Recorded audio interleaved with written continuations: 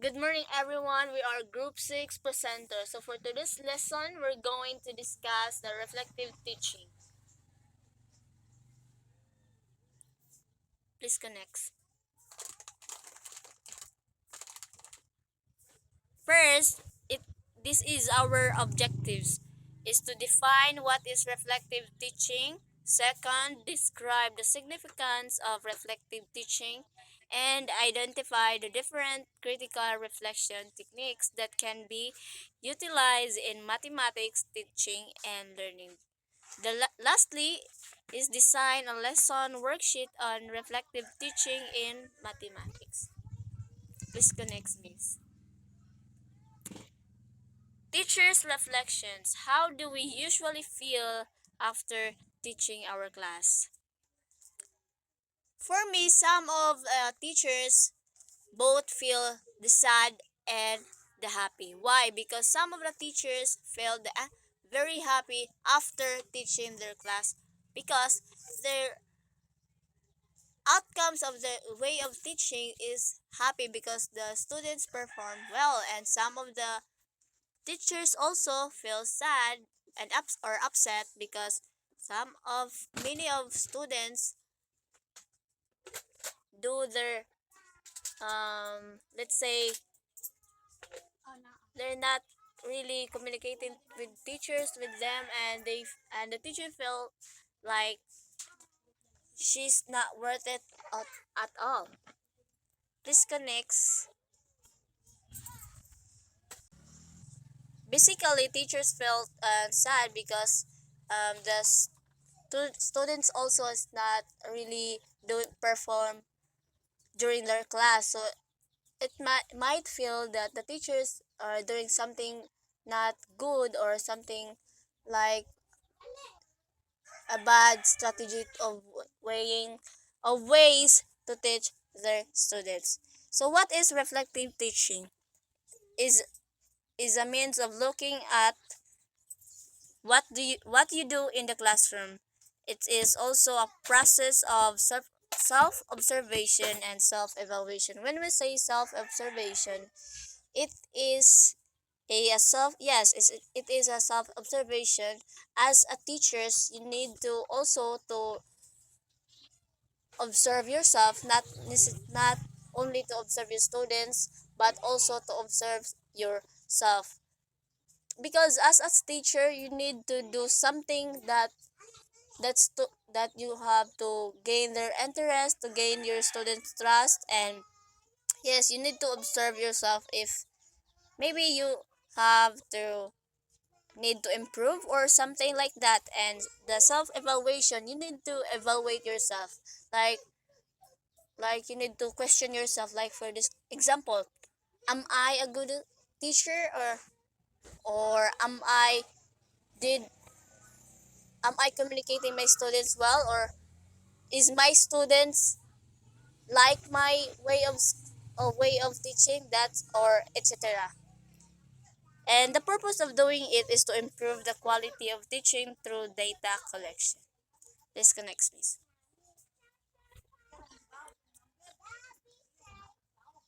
The reflection, some theorists, John Davis said, believe that teachers should take time to reflect on their observations, knowledge, and experience so that they can effectively nurture each child's learning.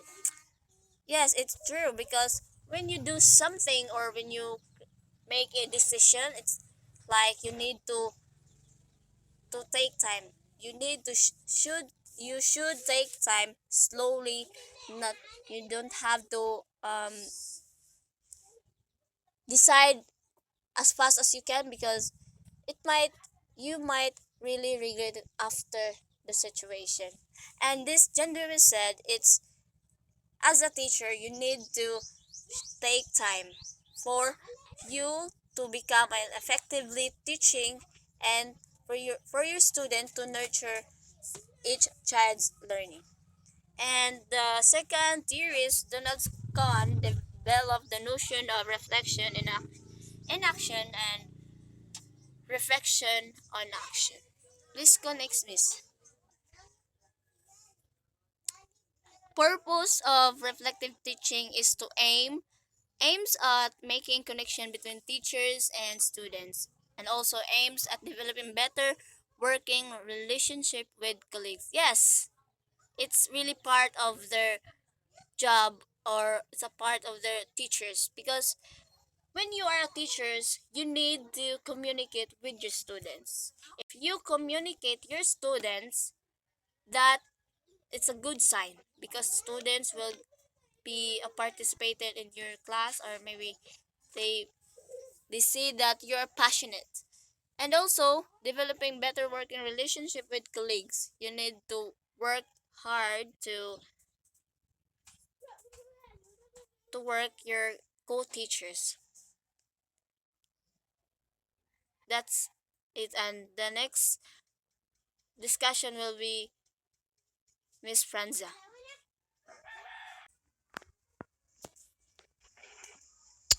So, what is the significance of reflective teaching? Reflective teaching involves examining one's underlying beliefs about teaching and learning and one alignment with actual classroom practices before, during, and after course and thought.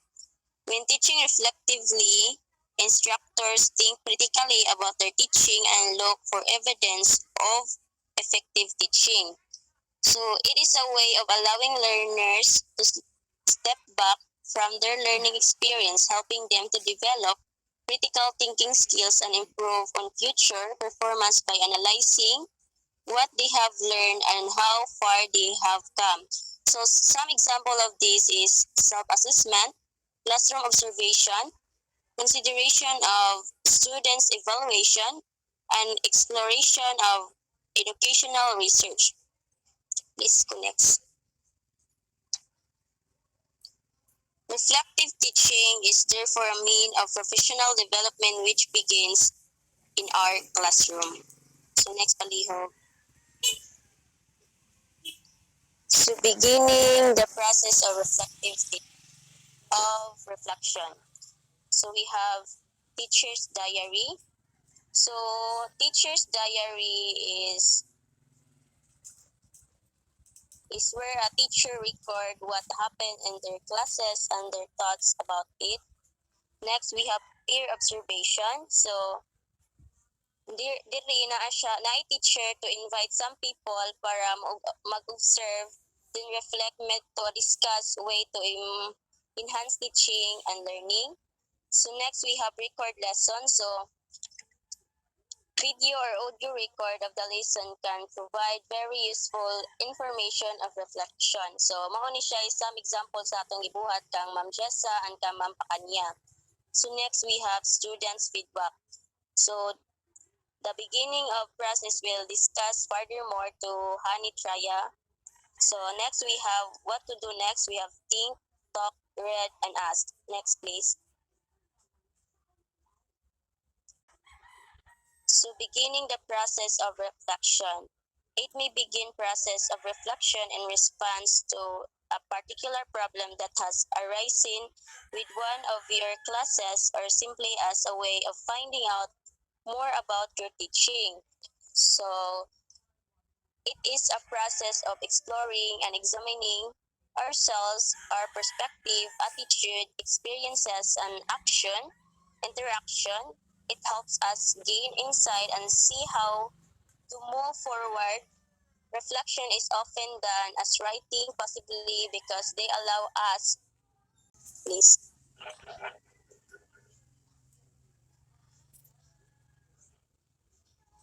The first step is to gather information about what happens in the class. Here are some different ways of doing this. First is the teacher's diary. As Franza said, teachers put the diary of what she's been doing in the classroom, and they record it in a notebook, write it what happened, and they reflect it to itself if they do better, as I said a while ago. So teacher's diary is this is a place where you write about your experiences or record some specific teaching events and your feelings about them on a periodical basis. Palihog ko next. A peer observation is the observation of the teachers by the teachers. It's like katong naka-remember mo nga teachers is kanang ang head sa teachers or mga dako-dako nga teacher kay ilang i-observe ang co-teachers nila kung ilang tan-awon kung naba improvement ang katong nga teachers, na-gain ba niya ang confident na build ba niya and nadaba niya ang iyang students well ang iyang pag-discuss. Yeah, per observation is observation of the teachers by the teachers. The third one is the recording lessons. Use of a video recorded lessons for teachers' professional development. Please connect. Next pa. And the last one is the students' feedback. Receiving students' feedback while teaching can help you to know what are you doing to facilitate the learning of the students. It is a good communication. It's a good way of a strategy also of the teachers to communicate students to have a student's feedback if something you do something bad or something not suitable for their interest of your teaching, and you can learn from the students also from them from their feedback. The next one is Franja will be going to continue to discuss.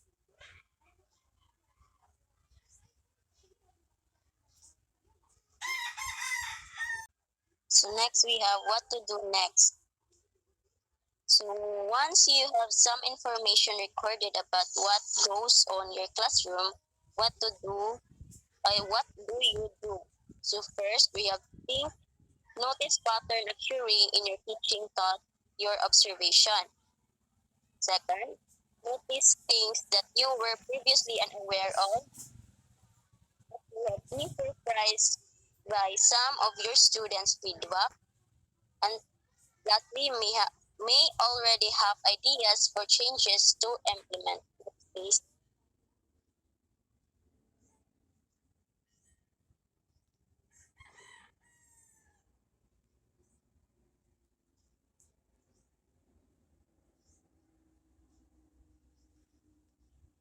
Next day. So we have talk, colleagues, coordinators, friends, then sa us, purpose question to website or magazine to get ideas from other teachers. Next we have Sared, website, journals, libraries, and books. Next day.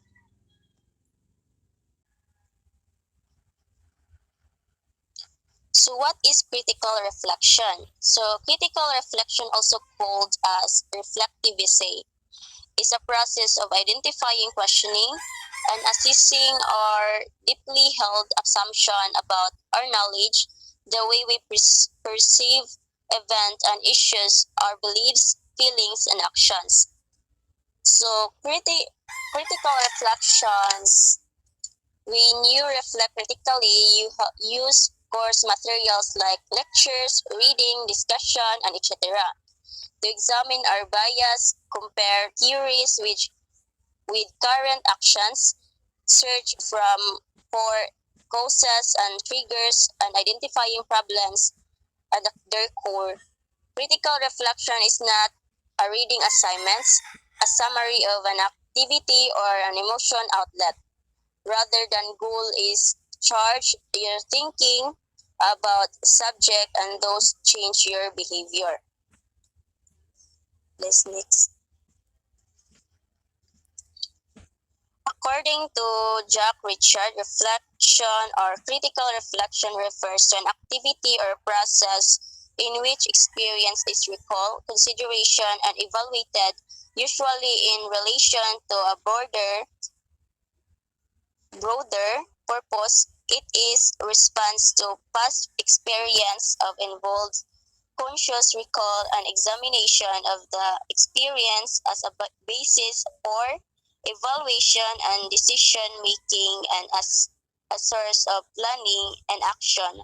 Richard, 1990. Next, Leo.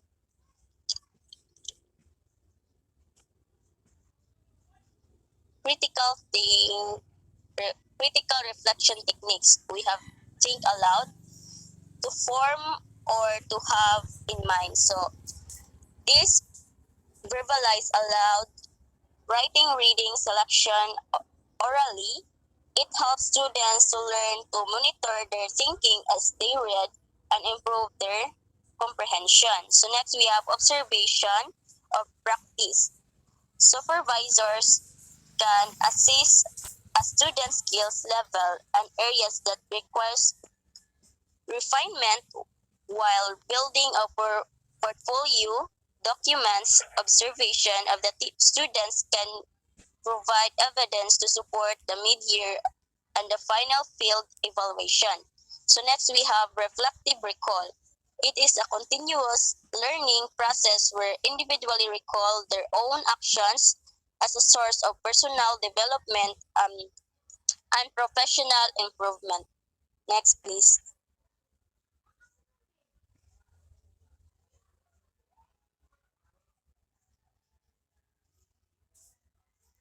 What is reflective journal writing?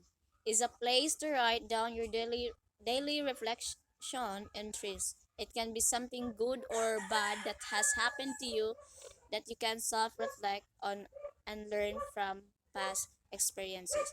It's like a teacher's diary. You can write bad or either bad or good. Sorry for that noise. And from that, good or either bad, you can. Sorry for the noise vehicle. Again, what is reflective journal writing? Is a place to write down your daily reflection entries. It's like a teacher's diary. You can put something good or either bad that has happened to you the day, and you can self reflect on from and learn from that experiences. Why? Because when you write your daily happenings in that journal, you can see the differences. You can see that I know I did something worse or I did something bad that day, and I need to improve myself as a person and also as a teacher.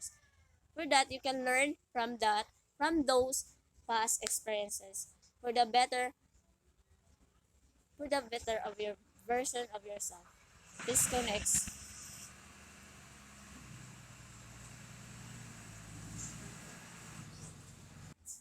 All right, to continue, is what is learning log? It's a space where you can write your thoughts, feelings, and questions about what you're studying.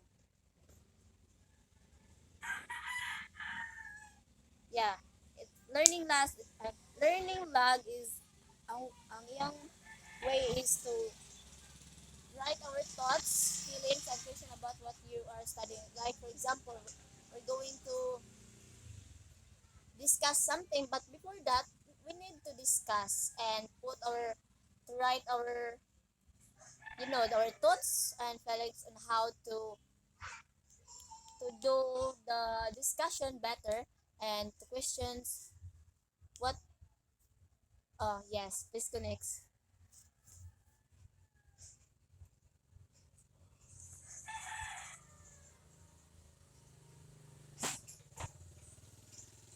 More about So uh, there are more about learning logs.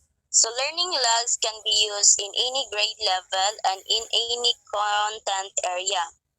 So they encourage independent learnings. They keep students organized. Learning logs are complete at the end of the lesson or at the end of the day. They can include wall pages for students to add new vocabulary words. Next, please. So, what is learning journal? So, it's essentially a learning to teaching teaching goal for the individual. A learning journal might be used, for example, by individuals to make notes about an experience, This is different from taking case notes. So, what is learning journal? So, a learning journal or reflective journal is a steadily growing document that can write or record a progress of your learning. This type of journal is not simply a summary of course materials, it should also include your reactions to what you've learned. So some example of this is newspaper, academic scholarly journal, trade journal, opinion, and magazine. Next please.